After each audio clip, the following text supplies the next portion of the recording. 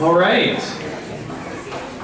Get your last snacks and drinks. We're going to get started here. Good day to you all. Welcome to the conference titled The Fentanyl and Opiate Crisis in Our Community, Working Together to Make Change. So my name is Sarge Hayden. I'm a registered nurse. I've been working in addictions for a while, I think 20 years now. Currently I'm an instructor at Selkirk College. It gives me great pleasure to be your MC for the duration of what I think is a very important conference, especially for another community in our what I consider a Tri-Cities area, Castlegar. So it's great to have this here. I'd like to extend a warm welcome to each of our esteemed guest presenters, a number of you in the audience here. Some of you have traveled from Vancouver, so appreciate that effort and flown here suddenly yesterday to get here on time. I think that speaks to Zach in my corner here. Also to each of you attendees, taking time out of your busy lives, much appreciation for your attendance here. The multiple organizers and volunteers who put timeless hours into making this event possible, so and for those people as well.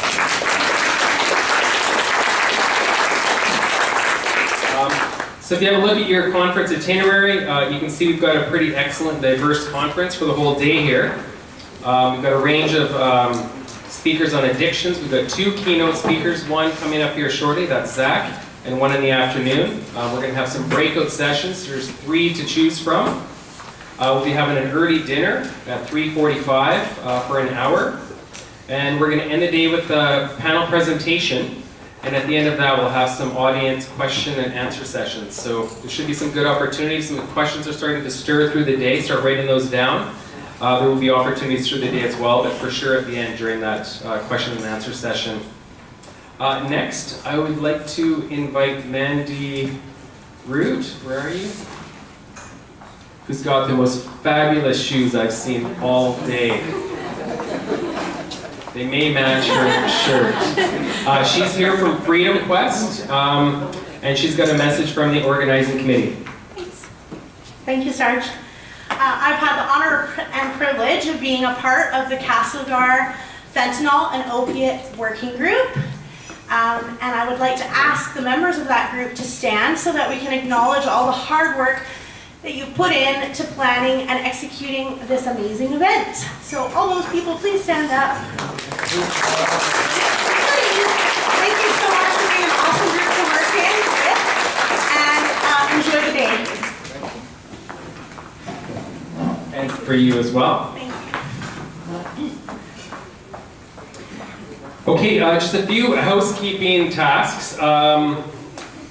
Cell phones, this has just become a normal thing. If you can put them on vibrate, that would be great. Bathrooms, if you haven't located them, just outside down the hall. Follow the signs, pretty straightforward there. We've got snacks, amazing snacks here today, and drinks. Those are to nourish you through the day, so take advantage of that. If you haven't signed up for a breakout session, as I said, there's 3 of those. Please do so soon, so that you know which group you're in, so you don't end up on a list that there's no room for yet. We'll talk a little bit more about that when those get closer. Also, the evaluation feedback forms. Those forms, when we get that feedback, it really helps a lot so we can shape our next events. So even if you're leaving a little early, if you could put a few notes down, that would be helpful. And through the day, I'll be continually reminding you about those. So please think about your evaluation forms. And I think that's about it for housekeeping. So I would like to next introduce Zach Madiisham. He's a nurse practitioner. He's an addiction medicine fellow with the BC Centre on Substance Use. He has a family practice in Castlegar for the past 10 years, providing primary care to the general population with a focus on marginalized populations. He's passionate about evidence-based health and social policy reform, and in improving the healthcare access in rural BC, as we are here. So without further ado, I would like to invite Zach.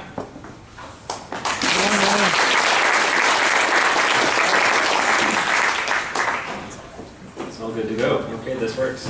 Great, thank you. Great to be here. I gave a very truncated talk like this in Nelson a few months ago. So if you're here and you heard that, pretend this is all fresh for the first time. But there's more interesting stuff in this talk.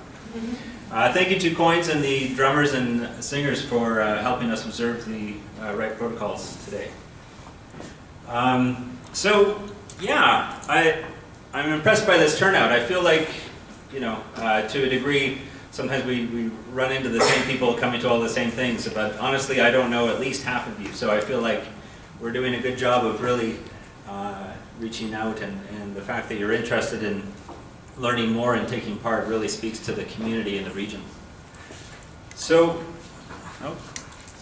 I'm blaming my father for the astigmatism he gave me, so I'll put these on. Great, so as is normal for these things, I received no money from Big Pharma or anyone else to speak to a conflict of interest. I get some money from Interior Health and the BC Centre for Substance Use to do some program development unrelated to this talk. So we're going to go over a few things here. I'll go over sort of the boring charts and maps, but try to make them as interesting as possible that you've probably seen at some point in the past, but just kind of bring things up to date to where we are now.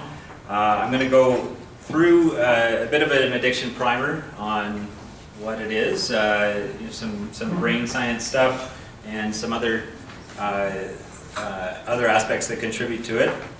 And then I'm going to do a pretty deep dive into treatments for opioid disorder. Opioid use disorder, the things that we're using right now, and then what's kind of breaking out right now, and what's kind of on the horizon, or directions where we might go, and that includes some changes in policy.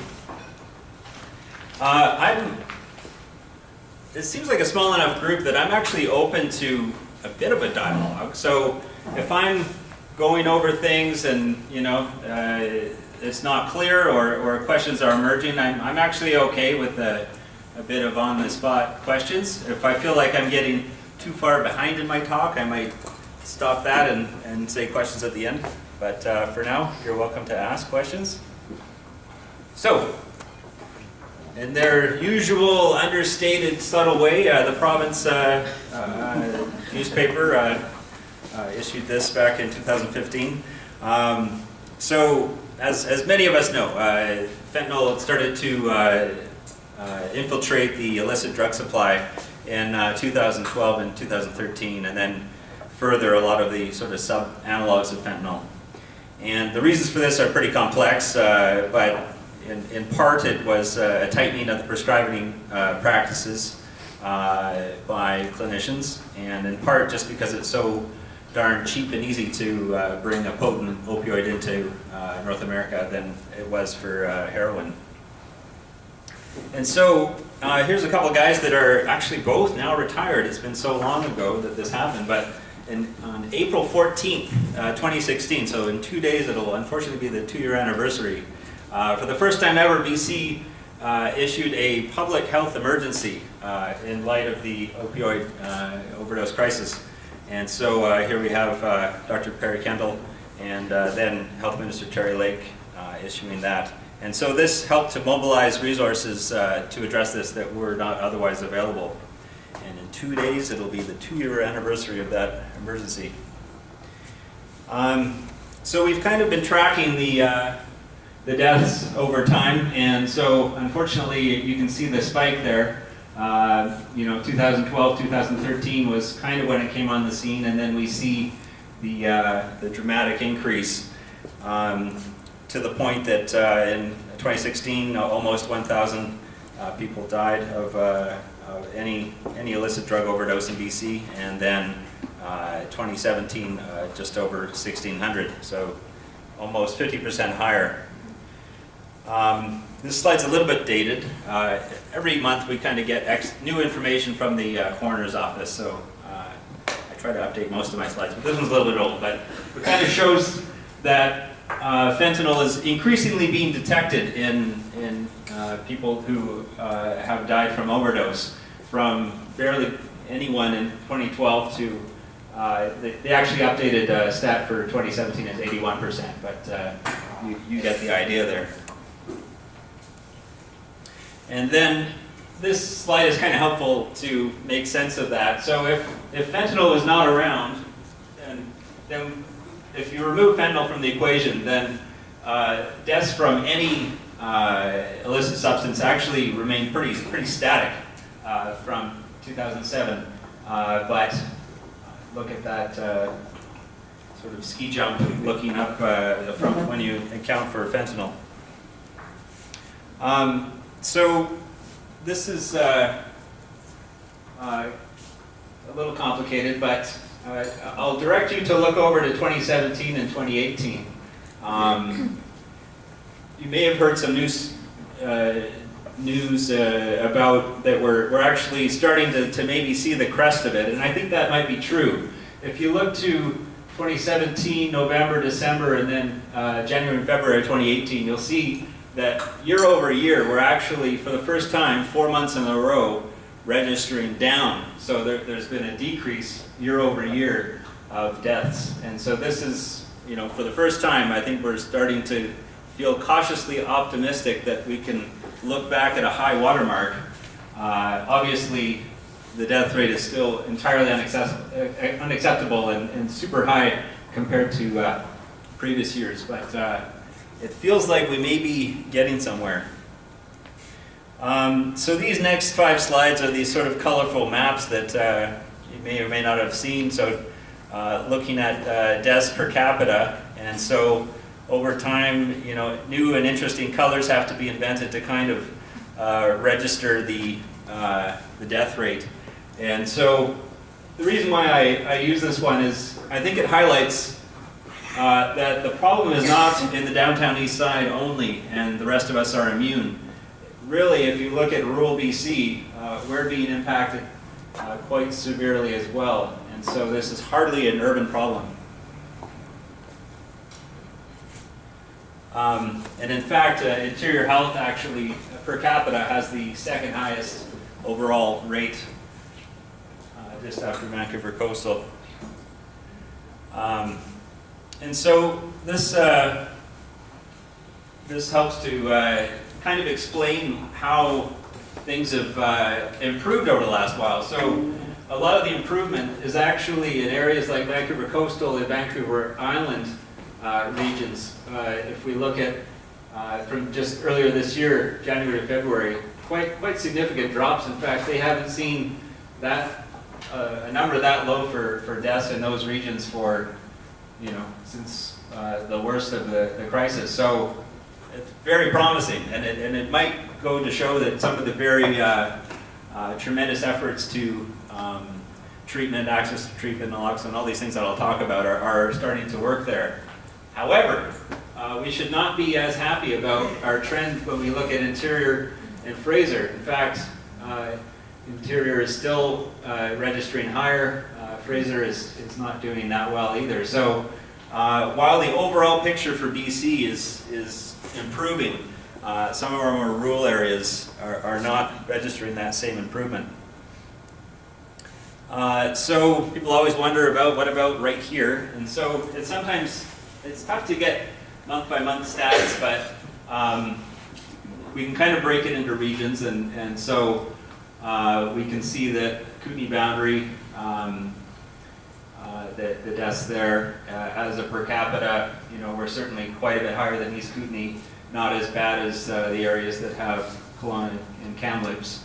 And if we look at 2018, 4 deaths in the first 2 months, and so honestly, if we average 2 in 2018, that's 24. So it's still a very present danger for us in our region.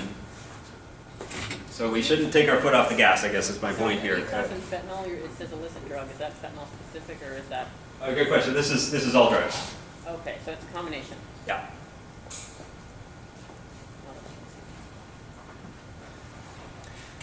So where are these overdose deaths occurring? And these stats haven't changed too much over the years. By and large, they're occurring inside, in private residences, in buildings or hotels, not outside, not in public places. And I mean, that kind of makes sense, doesn't it? If you're outside in a public place or a coffee shop or something and you've overdosed, there's people around to see you. Narcan kits are pretty much I carry one. There's probably somebody who's going to see you and help you. But if you are at home alone, then it's tough to save you. And if we break it down further, to summarize, overdoses are disproportionately affecting males aged 30 to 49, and the Aboriginal population is disproportionately affected. The highest risk is among people who use in private residences. It seems to affect both regular and occasional users almost equally, and it affects people across the socioeconomic spectrum, from folks that aren't making much money at all to fancy lawyers. And I think just before I gave this talk in November, a pretty high-profile professor or assistant dean in one of the cities in BC died from fentanyl overdose. So it's affecting all of us, our brothers, sisters, neighbors, sons and daughters. So what is addiction? Any questions on the stats? All right, kind of speaks for itself. Okay, so I'm just going to kind of go over some of these notes here. So why do people use substances? I mean, substances have been around since time immemorial. We use it for recreation, escape, treatment, sort of self-treatment of any kind of pain, physical, emotional, spiritual. Anyone who's experienced a trauma may feel the need to treat their pain. Rebellion, self-expression, and substances also have roots in spiritual practices of certain peoples. And so this chart helps to kind of show that not everyone who uses substances can be categorized as having an addiction. In fact, the bulk of people would not be so. So I'll kind of walk through this. And so this is Canadian data, and this includes alcohol as well as all the 101 substances. And so, how does this work? Let me.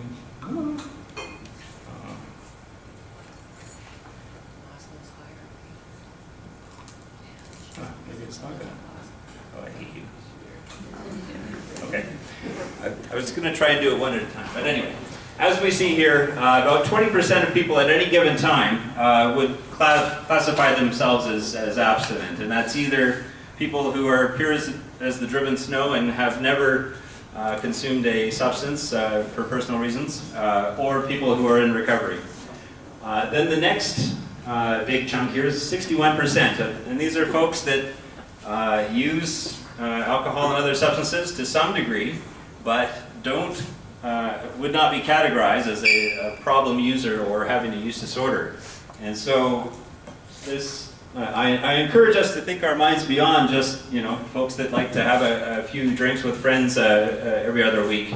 This can also, and I see this in my practice, be people with high-profile jobs, and when they get together with some friends a few times a year, they use some cocaine or they use some heroin, and thank you very much. They don't have any negative effects that impact their life.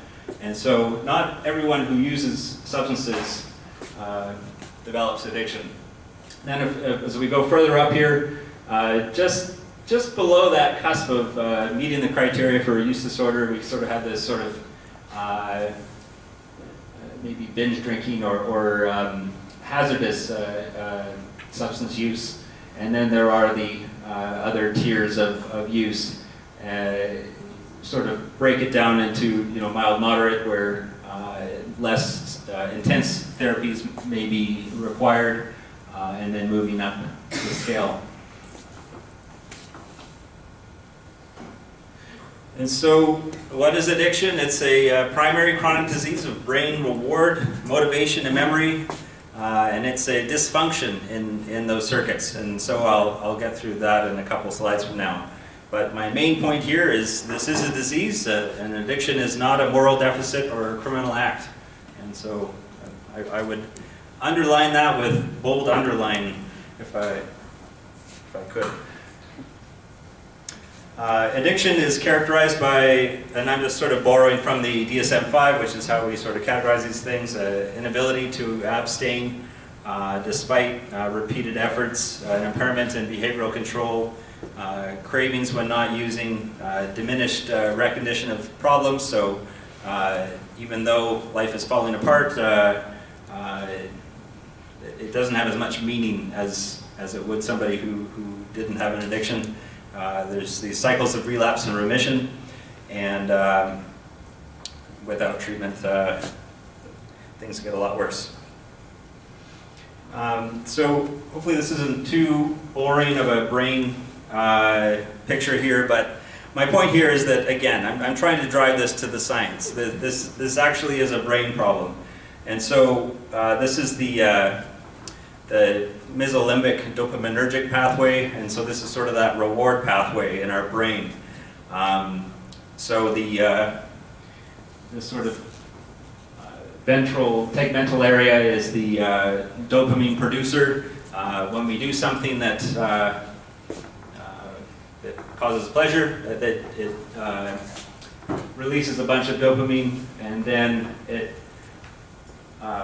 establishes a pathway so that the more you do that act that releases the dopamine, the more well-worn path that's going to be, and the easier it will be to travel on that path. And so it creates that habit.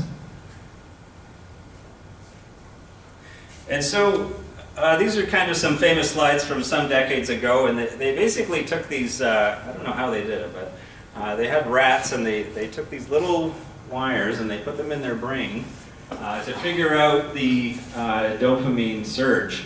And so they did it, these levels, when exposing these rats to a variety of things. So we can see things like food and sex cause dopamine to be released, and this has a very obvious evolutionary purpose. We need to eat food or we die. We need to procreate or the species doesn't continue. So this dopaminergic, long word, boring pathway word I said earlier is important to our very survival. Dopamine is good. These things make us feel good, and that's nature's way of making us do it more. But there are examples where it can be too much. And so here's what happens when these little rats were given a variety of other things. And so you can see that sort of going up the scale, morphine, nicotine, cocaine, and the biggest bang for your buck actually for dopamine is methamphetamine. And so if we develop a use disorder, or our reward pathway system is otherwise altered so that we feel this increased dopamine from these other things, you'll see that this is a lot higher than we were getting off of things like food and sex, or other things that are good for you. Going for a walk in a nice sunny day, or looking at a waterfall, or enjoying games night with friends, or spending time with your child, or these are all things that cause dopamine to surge. But it is going to be a poor comparison to the amount of dopamine that you get from these other agents. And so the addicted brain loses, it doesn't place as much importance on these other things. And so this is why we see folks with substance use disorders begin to not eat very well, be estranged from their families and their kids. And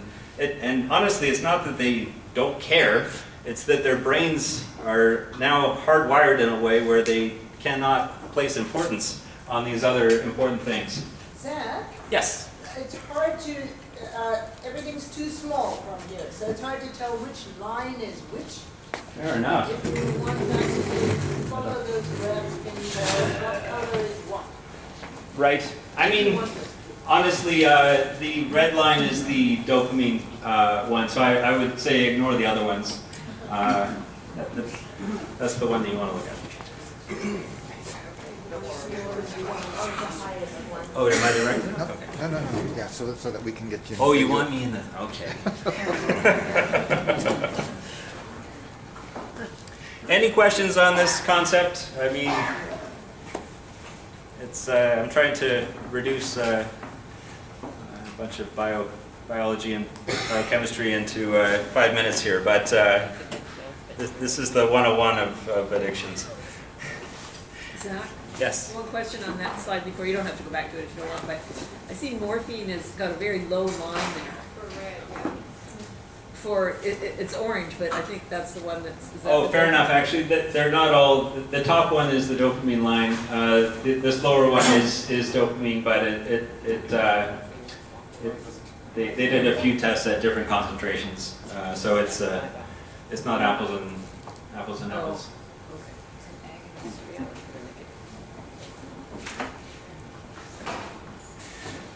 So this slide kind of shows what happens with dopamine in the brain, and as someone begins to use said substance, we'll say fentanyl since that's the point of today, you use it and you get a lot of dopamine and you get euphoria, and then you don't use it and you drop down to your baseline. Your baseline is still normal.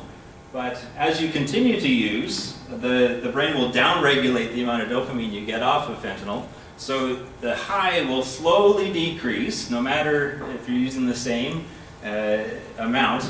And so people use more, but still it will downregulate.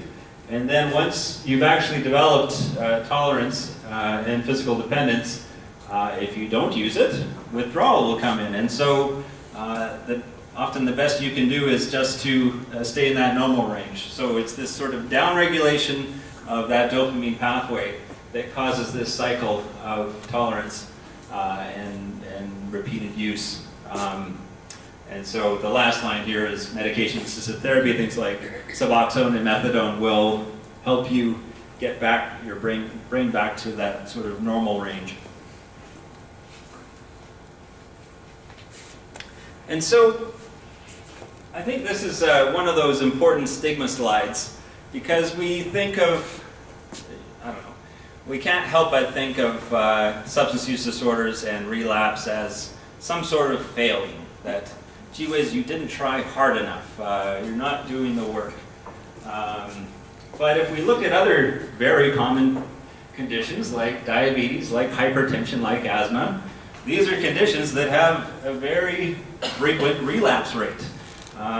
People with asthma probably know they need to take their puffers and need to avoid cats and allergens and whatnot, but they can often have a relapse in symptoms, and the same goes for diabetics with sugars getting out of control. And so I would say my comment is that as a society we seem to have a lot of compassion or understanding for a diabetic or someone with asthma for their struggles to gain control over their disease. And yet, somebody with an addiction, we may not have that same compassion, but I would say that the relapse rate is pretty identical between them all.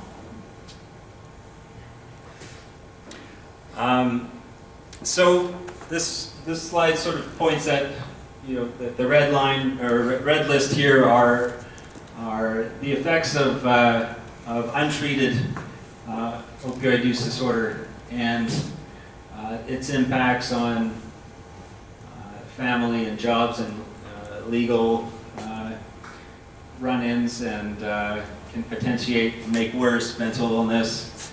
But if we apply our very best thinking, our very best science on things, we actually can help folks get better.